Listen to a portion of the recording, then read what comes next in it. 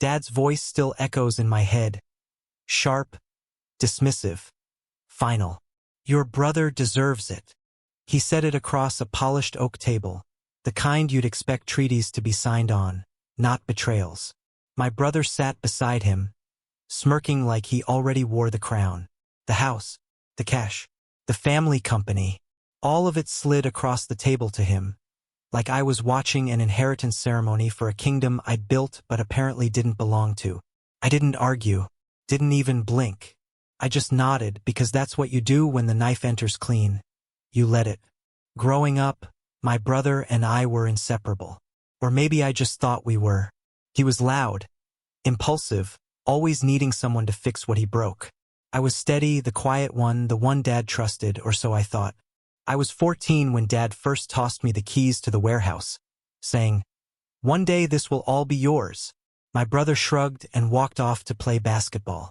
I stayed, learned the books, learned the deals, learned Dad. For years, I kept the company alive while my brother lived off advances he never earned. I didn't resent it, not then, because I thought family was an investment. Put love in, get love back. That's the thing about illusions. You only realize they're illusions when someone chooses to shatter them. Started small. Dad stopped CCing me in emails. Meetings happened without me. My brother started showing up at the office in suits he didn't pay for. Then came the night I found them in Dad's study, whispering, celebrating something behind closed doors. When they opened the door and saw me, the silence was thick enough to choke on. My brother grinned first. "Big news coming," he said. I remember thinking, if he's excited about it, I won't be. I was right. The family meeting was scheduled for Sunday at noon. Mom made lasagna. Dad poured wine.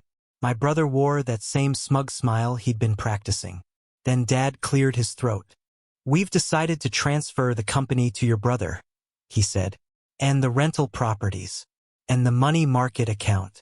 He deserves a chance." A chance. That word hit harder than the decision.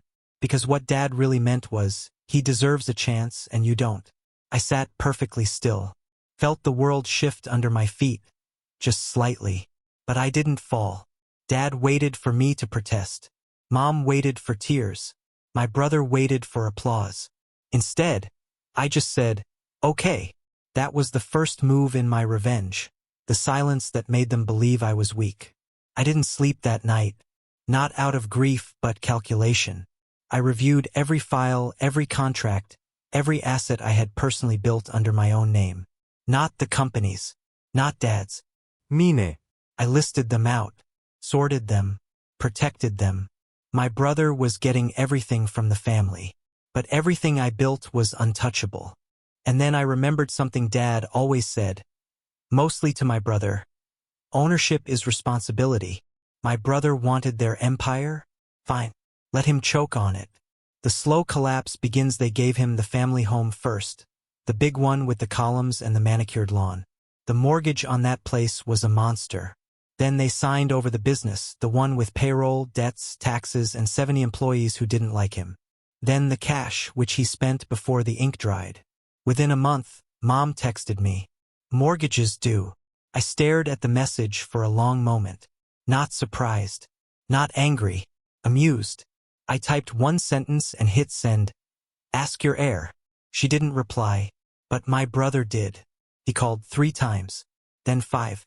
Then he showed up at my apartment. He stood outside my door, sweating in a suit he probably bought with the last of his inheritance. When I opened the door, his mask cracked instantly. "Why aren't you helping?" he snapped. I stepped aside, letting him see what was already obvious. I had my life together. He didn't. "My employees are quitting," he said. "Dad didn't tell me about half the debts. The bank is calling. The house." His voice broke. I watched him unravel piece by piece. "You're better at this," he said quietly. "Just fix it." There it was. The truth. He wanted the crown, but not the burden. The glory, not the weight. Dad had always protected him from consequences.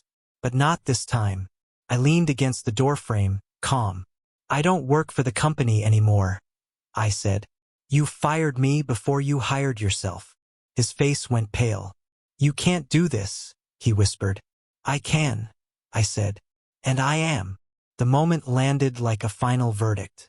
He stumbled back, realizing he wasn't losing the company.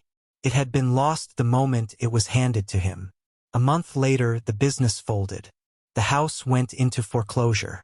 My brother moved back in with my parents. All three of them squeezed into the old two-bedroom condo they'd always avoided acknowledging. Mom didn't text again.